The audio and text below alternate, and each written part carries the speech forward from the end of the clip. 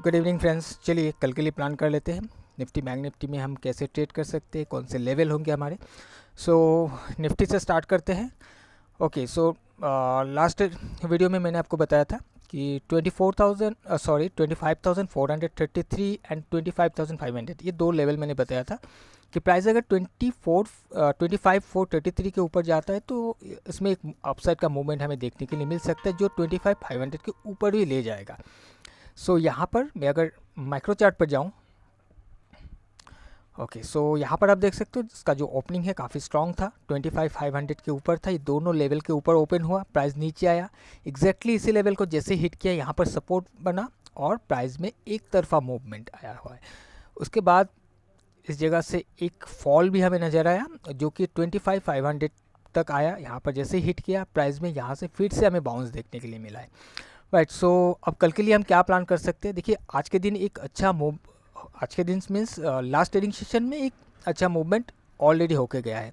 सो मैंने पहले भी बताया था कि जब भी प्राइस में या किसी भी इंडेक्स में या फिर स्टॉक में जब एक अच्छा खासा मूवमेंट हो जाता है तो प्राइस थोड़ा सा होल्ड करने की कोशिश करता है।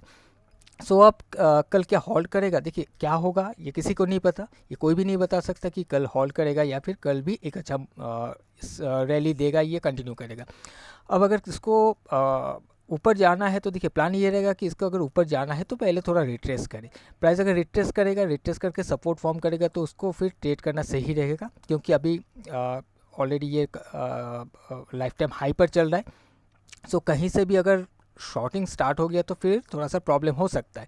तो प्लानिंग ये रहेगा मेरा कि प्राइस डीप में आए, प्राइस रिट्रेस करके नीचे आए, कहीं पर आके एक सपोर्ट फॉर्म करें, उसके बाद प्राइस जब जाने की कोशिश करेगा तो वहाँ पर बाई किया जा सकता है। हालांकि मैं निफ्टी में करता नहीं हूँ, बट मैं आप लोगों के लिए ये चीज़ शेयर कर रहा हूँ कि प्राइस अगर नीचे आता है, सपोर्ट फॉर्म करता है, तो फिर वहाँ से बाई करना ल्यूक्रेटिव रहेगा। और प्राइस अगर आज का जो भी हाई बनाया हुआ है यहाँ से भी अगर ये कंटिन्यू करने की कोशिश करता है तब भी किया जा सकता है, बट थोड़ा सा कोशिश हो कि क्योंकि इसके ऊपर 26,000 का एक लेवल है तो हो सकता है कि यहाँ से ये जाकर 26,000 तक जाने की भी कोशिश करे। अब इसको भी ब्रेक करके चला जाएगा ऐसा भी हो सकता है क्योंकि बहुत स्ट्रॉन्ग है, बट फिलहाल जो हमें एक लेवल समझ में आ रहा है 26,000 का एक राउंड लेवल समझ में आ रहा है। अगर ये यहाँ से कंटिन्यू करने की कोशिश करता है तो ये लेवल सबसे पहले अचीव करना चाहिए, और बाकी ये रिट्रेस करेगा तो काफ़ी ज़्यादा सही रहेगा उसको ट्रेड करना अप डायरेक्शन के लिए। और अगर शॉर्ट करना है इस एरिया से, देखिए यहाँ कहीं से भी अगर हम शॉर्ट करने जाएंगे तो काफ़ी ज़्यादा दिक्कत हो जाएगा, क्योंकि प्राइस नीचे आएगा, कहीं से भी बायर एक्टिव हो सकता है और प्राइस को ऊपर ले जा सकता है, तो उसके इसमें स्टॉप लॉस हिट हो जाएगा। प्राइस अगर एक स्ट्रॉन्ग ओपनिंग होता है, मैं मान के चलता हूँ कि गैप अप ओपन हो जाता है, 26,000 को जाकर हिट करता है, या यहाँ कहीं ओपन होकर 26,000 को रिजेक्ट करने की कोशिश करता है, रेजिस्टेंस लेके गिरने की कोशिश करता है, तो वहाँ से प्लान किया जा सकता है शॉर्ट साइड के लिए, यानी कि डाउन साइड के लिए प्लान किया जा सकता है, क्योंकि प्राइस फिर थोड़ा रिट्रेस करके आएगा।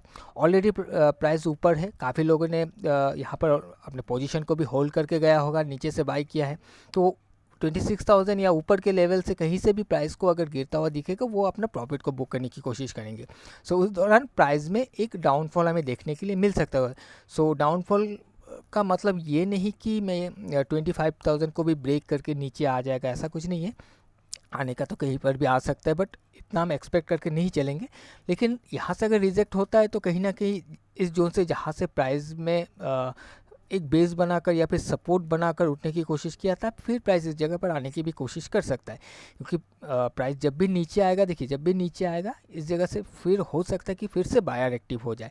क्योंकि आज के सेशन को अगर आप देखोगे ध्यान से कि इस जगह से जब प्राइस में अप डायरेक्शन का मूवमेंट आया था, प्राइस जैसे नीचे आया, यहाँ पर जैसे ही हिट किया, इतना ज़ोर से गिरा, प्राइस हिट करते ही प्राइस में बाउंस बैक आ गया, यानी कि यहाँ पर लोगों का ऑर्डर ऑलरेडी पड़ा हुआ था, राइट। यहाँ पर लोग इंटरेस्टेड थे बाई करने के लिए, जिस वजह से यहाँ पर जैसे ही आया इसको उठा ले गया। अब हो सकता है प्राइस नीचे आएगा तो फिर से वही कोशिश होगा, प्राइस को फिर से उठाने की कोशिश हो सकता है, जिस वजह से प्राइस नीचे आएगा, कोई कंफर्मेशन मिलेगा तो काफ़ी सही रहेगा बाई करने के लिए। और अगर ऊपर के लेवल से शॉर्ट करते हैं तो ध्यान रखिएगा कि प्राइस किसी भी एरिया से घूमने की कोशिश करता है तो वहाँ पर आपको अलर्ट होकर काम करना पड़ेगा। सो अब बैंक निफ्टी को देख लेते हैं। ओके, सो बैंक निफ्टी भी सेम वही है कि एक अच्छा मूवमेंट हमें देखने के लिए मिला है। और बैंक निफ्टी का मैंने आपको एक रेंज बताया था लास्ट वीडियो में, जो कि इस वाले कैंडल का हमने रेफरेंस लिया था।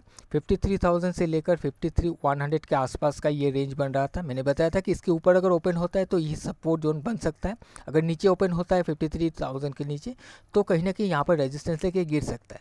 सो लास्ट ट्रेडिंग सेशन का जो ओपनिंग था वो काफ़ी स्ट्रॉन्ग था, यानी कि इस जोन को छोड़कर ऊपर ओपन हुआ। प्राइस जैसे ही जोन पर आया यहाँ पर सपोर्ट बिल्डअप होने लगा और प्राइस में एक अप डायरेक्शन का मूव हमें देखने के लिए मिला है। इस एरिया पर अगर आप ध्यान से देखोगे, प्राइस जैसे ही यहाँ पर आया, बार बार यहाँ पर एक हायर लो का फॉर्मेशन बनने लगा, प्राइस बार बार एक नया हाई बनाने की कोशिश करने लगा, फिर प्राइस में मूव आया। ये लास्ट डे में जो मैंने बताया था 53,357 लाइफ टाइम हाई था, उसको हिट किया। हिट करने के बाद थोड़ा सा रिट्रेस करने की कोशिश किया, लेकिन कुछ खास गिर नहीं पाया, सस्टेन नहीं हुआ, ये ब्रेकआउट करके ऊपर चला गया। उसके बाद प्राइस देखिए इस जगह से जब फिर से गिरा, एक फॉल आया, एग्जैक्टली इसी लेवल को जैसे ही हिट किया, यहाँ से फिर से एक बाउंस आया जो कि इस हाई को भी एक करके ऊपर चला गया। सो अभी कल के लिए प्लानिंग ये रहेगा मेरा कि 53,500 से लेकर 53,357 का ये जो जोन है, ये मेरे लिए अभी सपोर्ट जोन है। प्राइस अगर यहाँ पर आने के बाद सपोर्ट फॉर्म करके उठने की कोशिश करता है तो यहाँ से बाई किया जा सकता है। और हो सकता है, देखिए यहाँ पर एक हाई था, जहाँ पर हाई बनाने के बाद ये फॉल हुआ था जिसको ब्रेक करके ऊपर चला गया। इस एरिया पर भी सपोर्ट फॉर्म हो सकता है, बट प्राइस को देखकर प्राइस उसको प्रूव करना पड़ेगा। प्राइस इस जगह पर आकर ये सपोर्ट फॉर्म कर रहा है कि नहीं वो देखना पड़ेगा। अगर फॉर्म होता है तो यहाँ से भी ट्रेड किया जा सकता है, नहीं तो सेफ रहेगा ये वाला जोन हमारे लिए। और अगर शॉर्ट करना है तो हायर लेवल से ही हमें शॉर्ट करना पड़ेगा कि प्राइस का जो ओपनिंग है अगर गैप अप हो जाता है या प्राइस ओपन होते एक स्पाइक दे देता है, उसके बाद ऊपर के लेवल से प्राइस में अगर रिजेक्शन देखने के लिए मिलता है, रेजिस्टेंस बनाकर गिरने की कोशिश करता है, तो वहाँ से हम शॉर्ट का प्लान कर सकते हैं।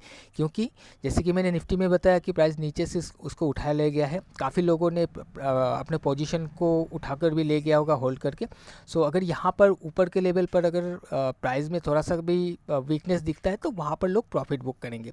सो जब प्रॉफिट बुक करेंगे तो मीन्स वो लोग अपने बाय पोजीशन को काटेंगे तो शॉर्ट करेंगे, तो उस दौरान प्राइस में एक डाउनफॉल हमें देखने के लिए मिल सकता है। हो सकता है कि ऊपर के लेवल से अगर शॉर्ट होता है तो ये वाला जो हाई है जिसको ब्रेक करके गया था यहाँ तक भी आने की कोशिश करे, राइट।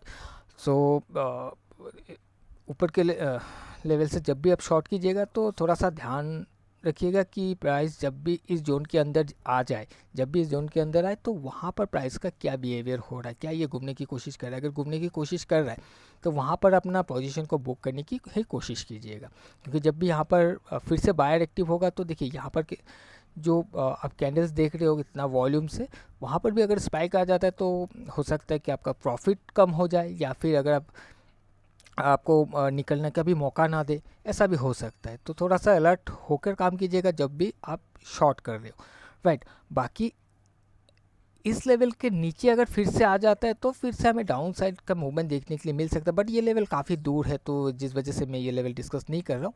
तो क्योंकि ये एक दिन में ब्रेक करके इतना नीचे गिर जाएगा, ये थोड़ा सा मुश्किल ही लग रहा है। ओके, सो गाइस ये था मेरा कल के लिए प्लानिंग या फिर analyse Nifty and bank Nifty में। और स्टॉक मैं कुछ भी नहीं बता रहा हूँ आज, क्योंकि मैंने कोई स्टॉक देखकर नहीं रखा, सिलेक्ट नहीं किया है, आज मुझे टाइम नहीं मिला। सो मैंने मार्केट को देखा और निफ्टी बैंक निफ्टी को देखकर मुझे जो समझ आया वो मैंने आप लोगों के साथ शेयर कर दिया है। वैसे भी अगर आपको फिर भी करना है तो आप रिलायंस को देख सकते हो। रिलायंस में एक मूव देखने के लिए मिला है लास्ट ट्रेडिंग सेशन में।